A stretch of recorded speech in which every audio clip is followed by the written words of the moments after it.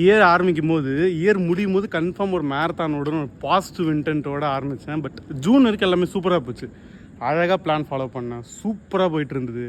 2 kilometre ஓடும்போது மூச்சு திணறிச்சு. ஜனவரி மாதம் நான் அழகாக ஒரு நல்ல பேஸோடவே ஒரு 15-14 கிலோமீட்டர் ஓடுற அளவுக்கு ரெடி பண்ணிட்டு ஜூன் அப்போது.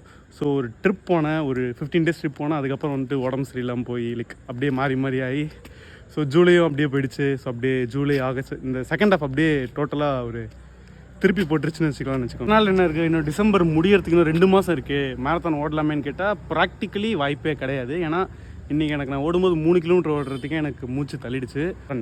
எனக்கு ஓட ரொம்ப பிடிக்கும். ஸோ நான் எப்போ அந்த நம்பர்ஸ் உள்ளே கொண்டு வந்தேனோ தேவையில்லாமல் அது மைண்டில் ஓடி சரி இன்றைக்கி நான் ஓட போகிறேன்னு நானே மென்டலாக ப்ரிப்பேர் ஆனாலும் சரி ஓகே இப்போ நான் இன்றைக்கி ஓடினாலும் எப்படி ஈரனில் மேரத்தானோட வாய்ப்பே கிடையாது. ஸோ எதுக்கு ஓடிக்கணுன்ற மாதிரிலாம் யோசிக்க ஆரம்பிச்சிட்டேன். டே எனக்கு ஓடணும். ஸோ அதனால் எந்த பிளானும் கிடையாது, எதுவுமே கிடையாது. 2025 எண்டில் என்ன ஆகுதுன்னு பார்ப்போம். இன்றைக்கிலேருந்து பொறுத்த வரைக்கும் நான் ஓட போகிறேன். எனக்கு என்ன தோணுது அதை தான் பண்ண போகிறேன். என்னால் இன்றைக்கி எவ்வளோ ஓட முடியுது அதை தான் ஓட போகிறேன். இன்றைக்கி எனக்கு ஸ்ப்ரிண்ட் பண்ணணும்னு தோணுச்சுன்னா ஸ்ப்ரிண்ட் பண்ண போகிறேன். லாங் ஓடணும்னு தோணுச்சுன்னா லாங் ஓட போகிறேன். ஸோ முன்ன மாதிரி ட்ரைனிங் பிளான்ஸ் எதுவுமே கிடையாது.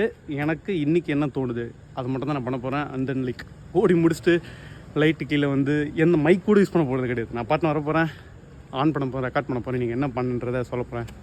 என்ன ஆகுதுன்னு பார்ப்போம். Let's go and let's get